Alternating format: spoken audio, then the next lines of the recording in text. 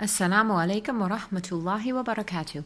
This is Dr. Laura, and I've made this short video for you to show you how I make kefir every day.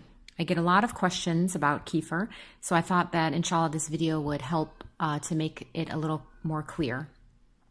So here we have a jar of kefir. It's been sitting on my counter at room temperature for about the past 18 hours, and it's basically just fresh milk with kefir grains inside. And you can notice that, see these small pockets of air that have formed at the bottom? Once the milk ferments and turns into kefir, those pockets will start to form. If you shake it, you can notice that the milk has thickened. So what we're going to do is just screw off the top.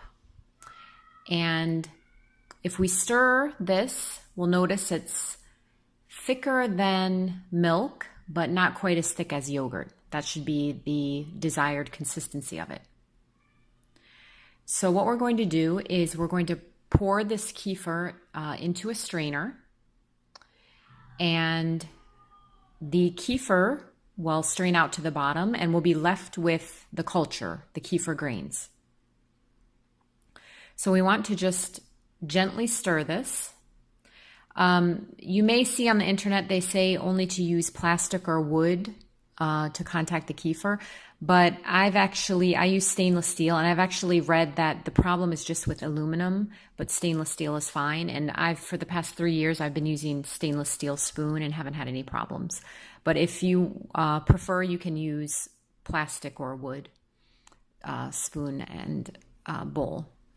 So you just gently stir this, okay? As you can see, the kefir is dropping down to the bottom, and we're left with the kefir grains on top, which resemble kind of like little pieces of cauliflower. They're kind of slimy, and we're just going to keep stirring until all of the kefir goes out, strains out to the bottom.